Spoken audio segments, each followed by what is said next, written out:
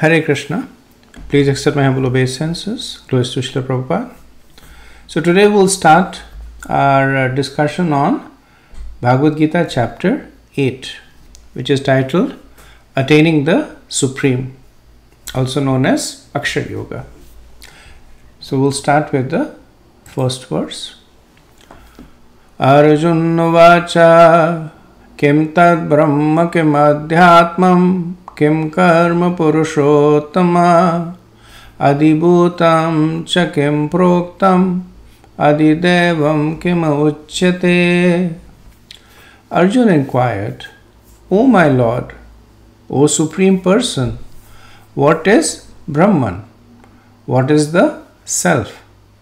What are fruitive activities? What is this material manifestation? And what are the demigods? Please explain this to me. So, these questions that Arjuna asks are actually seeded by Krishna in the end of the 7th chapter.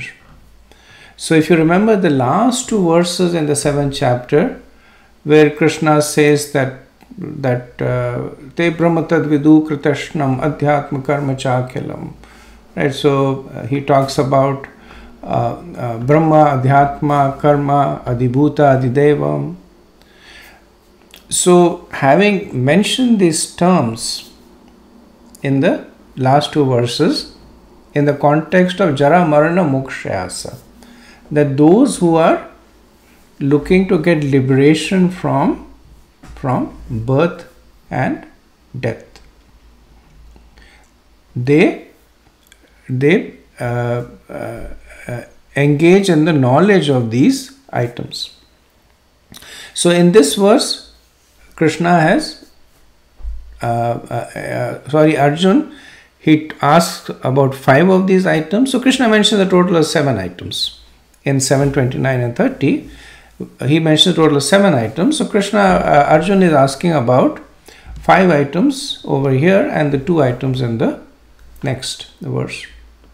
And essentially this will give Krishna the opportunity to eventually talk about Shuddha Bhakti and Yoga Mishra Bhakti.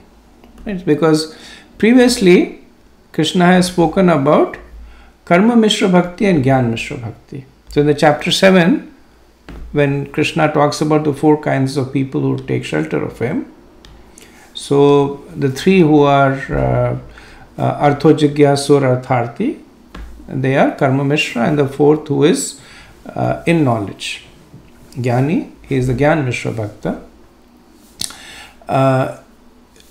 Krishna will speak about a 3rd kind of Mishra Bhakta, which is Yoga Mishra Bhakta, and he will also talk about Shuddha Bhakta, those who are unmixed devotees. Okay, so let's go to the next verse. Okay, verse 8.2. Adiyagya katham kotra deyasmin madhusudana prayan kale cha katham geyasi nityatmabihi. Who is the Lord of sacrifice, and how does he live in the body, O Madhusudan? And how can those engaged in devotional service know you at the time of death? So, in total, we see that Arjuna has asked 7 questions of Krishna. And I'm going to share a table that I prepared, which gives a summation of the questions. So the first question that he asks is, who is Brahman? So Arjuna is asking that who does Brahman refer to? Is it the Jiva, or is it the Supreme Personality of Godhead? And because this is the most important distinction, Arjun will ask this question first. Second question is, who is Adhyatma? So generally the prefix Adi means owner, like Adhikar. Adi means ownership. So when Arjun is asking Adhyatma, then he is asking for who controls the body or the Atma. Right. So does it refer to the senses? Do the senses control the body?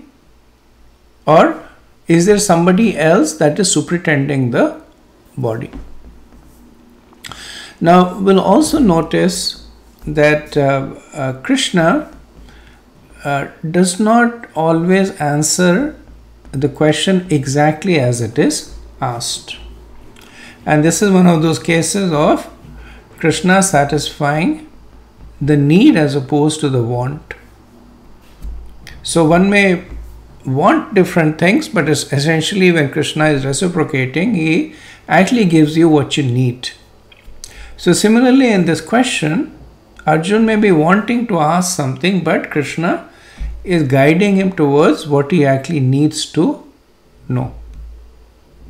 So while Arjun is asking that who controls this body. So Atma refers to the body in Arjun's question, but when Krishna answers, he will answer in the question of Atma referring to the soul, because that is the more important information that Arjun needs to know, we need to know. The third question Arjun asks is, what is karma? So is this the prescribed activities? Is this the day-to-day activities? So in the question Arjun asks activities, and in the answer Krishna will talk about the consequences of the activities. And again his line of thinking is, Krishna's line of thinking is that no activity in itself is good or bad unless it is evaluated from the perspective of consequences. Prabhupada would give the example of a soldier killing and a criminal killing. The activities are the same, but the consequences are different. When a soldier kills, he is given an award, and when a criminal kills, he is punished. So that is the more important question. What are the consequences of the activities? And that's what Krishna will answer. Then Arjun asks, what is Adi Bhuta? Who is the ruler of the living entities? Is it just the material elements that are being governed by material laws, or is it the body of the jivas? The fifth question is, what is Adi Daivam? So Daivam means devas, demigods, and Adi means that who is the controller of them, who's the proprietor of them. And Krishna will answer in the context of making the distinction between the devas and the universal form of the Lord. So the next two questions are, as I mentioned, asked in the next verse. So the sixth question is, who is Adi Yagya? So who is the person that is worshipped through yagyas? Is it the demigods? It is Vishnu. And whoever he is, where does he live in the body? Which means, what is the location of that personality that is worshipped in the yagyas? And then the final question is, how to know you at the time of death? Right? And the reason Arjuna asks, because the time of death is one of the most bewildering times because of the disturbance of the senses. So how can you be known? And essentially this becomes the focus of Krishna's answer. The first 6 questions he answers very quickly, and the rest of the chapter essentially is devoted to the 7th question of Arjuna. So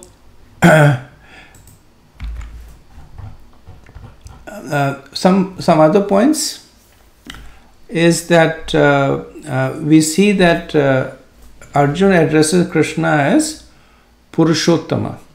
This was in the previous verse. And Purushottama is the best of the Purushas, the best of the people, best of the persons. And Acharyas say, because Arjuna is now asking these deeply philosophical questions of Krishna.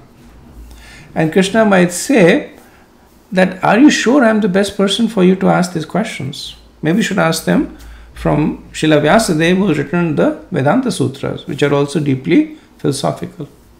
And we are actually equals. So Arjuna says, no, you are Purushottama. I am Purusha, you are Purushottama. And there may be others, but you are the best. And because you are the Supreme Lord, you know everything, and nobody else is in that position. Arjuna also addresses Krishna as Madhusudan in this verse. So one of the meanings of Madhusudan is killer of the Madhu, demon. And doubts are like demons. So Arjuna is saying that I am plagued by this demon-like doubts. So and you are Madhusudan, who is famous for killing demons. So please remove these doubts from my mind. Okay, next verse. Verse 3. Sri Bhagavan Vacha Aksharam Brahma Paramam Swabhavodhyatamam Uchyate Bhuta Bhavodbhavakaro Visargah Karma Samgyataha. The Supreme Personality of Godhead said, the indestructible, transcendental living entity is called Brahman, and his eternal nature is called Adhyatma, the self. Action pertaining to the development of the material bodies of the living entities is called karma or fruitive activities. So we see that in this verse, Krishna is answering 3 of the questions placed by Arjuna. So Arjuna asks, who is Brahman? And Krishna answers that Jiva is Brahman. The Brahman is indestructible and eternally existing, and its constitution is not changed at any time. So if you remember in the 2nd chapter from verse 12, 30 verses talked about the nature of the Jiva. Now contextually, Brahman can also refer to Krishna, but the context is important. The way Krishna is describing here, he is categorizing Jiva as Brahman, and once again emphasizing the point to us that we are not the body but the eternal spirit soul. The second question from Arjuna was, what is Adhyatma? What controls the body? And Krishna says that it is Swabhava, the intrinsic nature.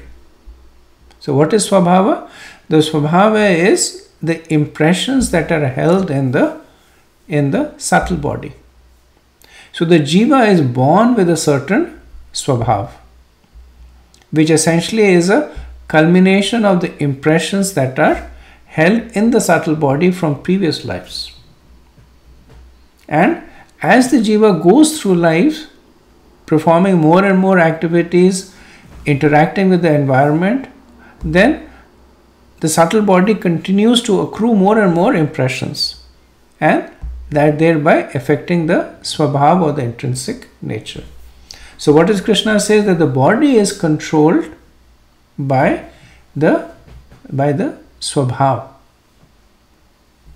And this also resonates with the third chapter when Krishna says prakriti kriyamanani gunakarmani sarvasha, that all the activities are being done by the modes of material nature. So we can now connect the two, that essentially the swabhav is nothing but a combination of the various modes of material nature that has developed over the past and current lifetimes, and these in turn control the activities, which is the third question of Arjuna, that what is karma. So here Krishna really talks about the consequences of karma. So karma is that which causes the jiva to take a material body. So by the force of karma, a living entity is helplessly forced to take on one of the 8.4 million species of life. If one is doing pious activities, they may get the body of a demigod. If one is doing impious activities, then the body of animals or plants or asuras. So Krishna therefore has now answered 3 of the questions that Arjuna asked. In the next verse he will answer 3 more, and then, as I mentioned, the rest of the chapter will be the 7th question. Verse 8.4. Adhibhutam ksharo bhava purushascha adhidevatam adhiyagyoham evatra deha deha bratamvara. O best of the embodied beings, the physical nature which is constantly changing is called Adhibhuta, the material manifestation. The universal form of the Lord, which includes all the demigods, like those of the sun and the moon, is called Adhideva. And I, the Supreme Lord, represented as the Super Soul in the heart of every embodied being, is called Adhiyagya, the Lord of sacrifice. So here we see that Krishna is answering 3 more questions asked by Arjuna. So Arjuna had asked, who is Adhibhuta? That who rules the living entities? And Krishna says that it is he, through his material energy, that is manifesting everything that is material. So as we know, Krishna has this external, internal and spiritual energy. So the whole material world is manifested through Krishna's external energy. Right? So the body of the jiva, that is material. Then everything that we see around us, the pots, the pans, the stones, the rocks, they're all material. So Krishna is saying that it is his material energy. It's similar point Krishna makes in 7.4 when he says Bhumi Rapi Nalo Vayu Kam Mano Buddhi Revacha. He says earth, water, fire, air, ether. So same point. Then the 5th question of Arjuna was, who is Adi Deva? And Arjuna's ask was that who should be the object of meditation? The Devas or the Brahman? Krishna answers saying that Adi Deva is him in the universal form. So this is Krishna's Virat Roop. Krishna's form as the totality of the universe, which also includes not just the matter, but it includes the demigods and everybody else. This is a form that Krishna will actually show Arjuna later on in the 11th chapter. The 6th question is, what is Adhiyagya? That who is worshipped by the sacrifices And Krishna says that it is I as the super soul that inspires the jivas to perform yajna. And it is I as the super soul or Paramatma that is or should be the object of the performance of any yajna or sacrifice, because the results are coming from me. Krishna uses the word eva in the verse to emphasize that the Paramatma form is completely non-different from his personal form. So we see that in answering these three questions, Krishna has given Arjuna three ways on which one can meditate on him.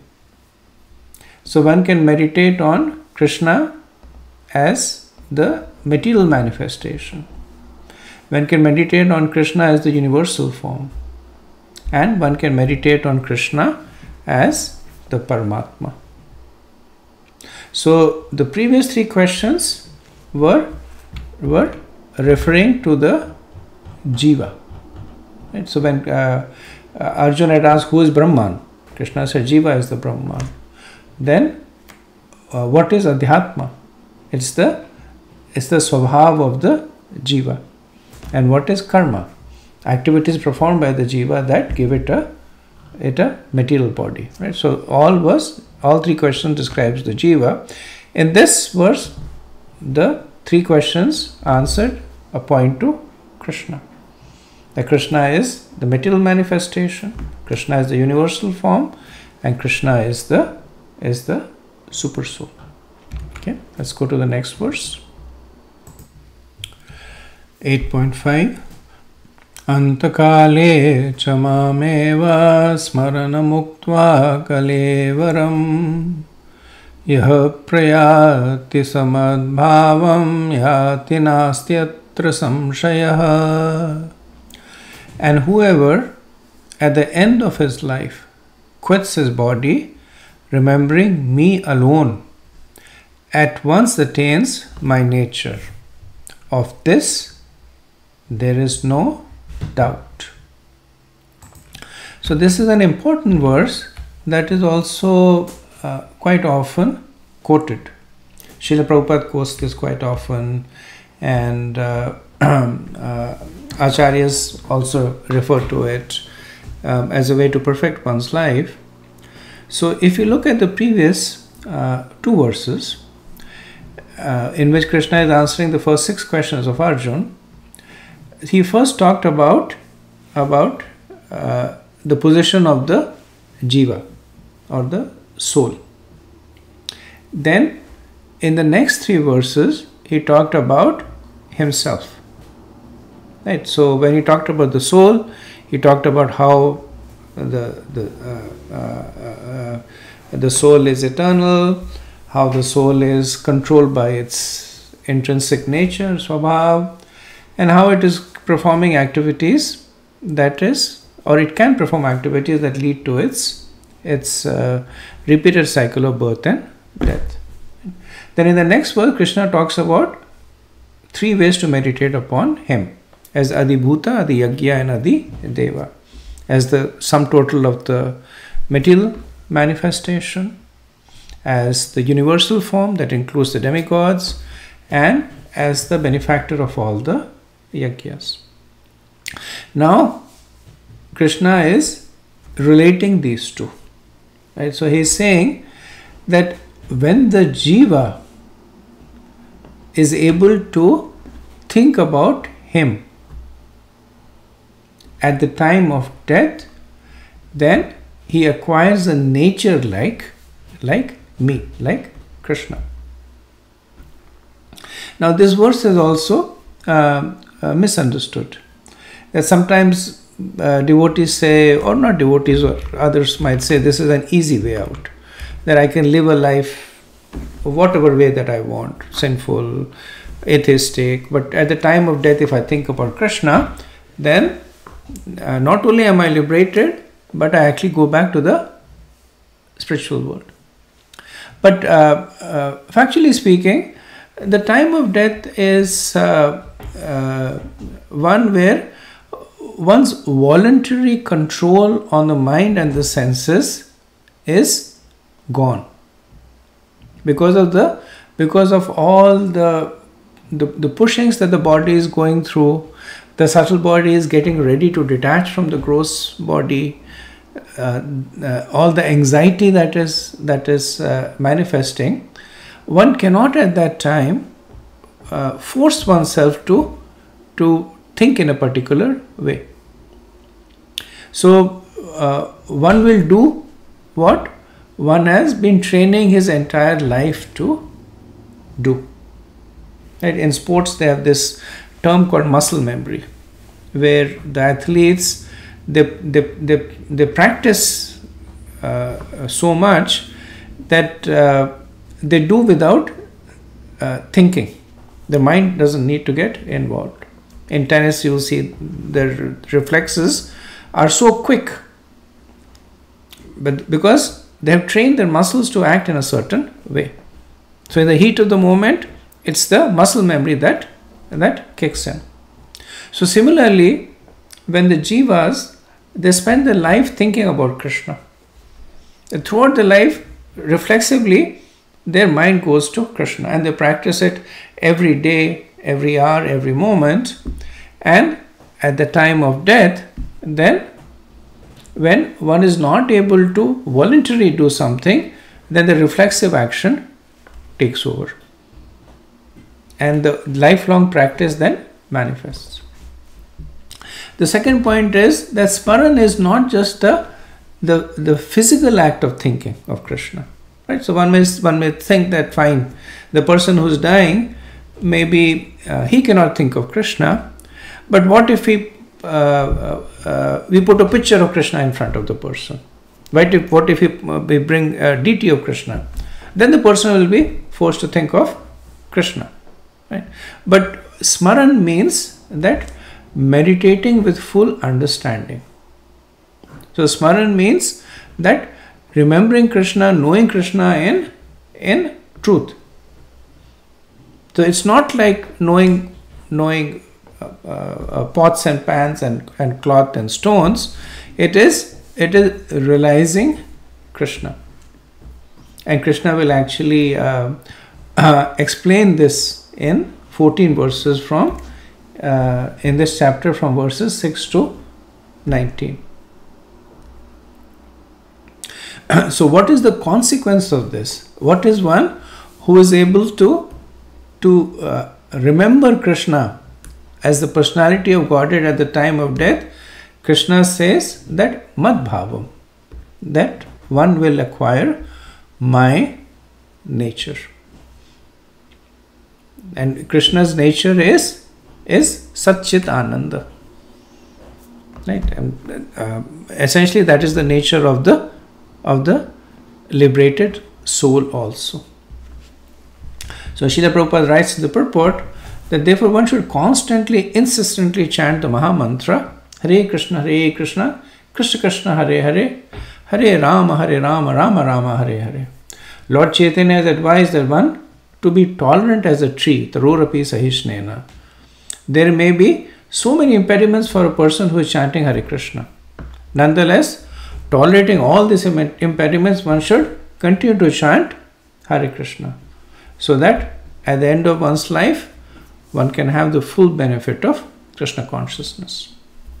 So Prabhupada is relating this to the life of practicing devotees.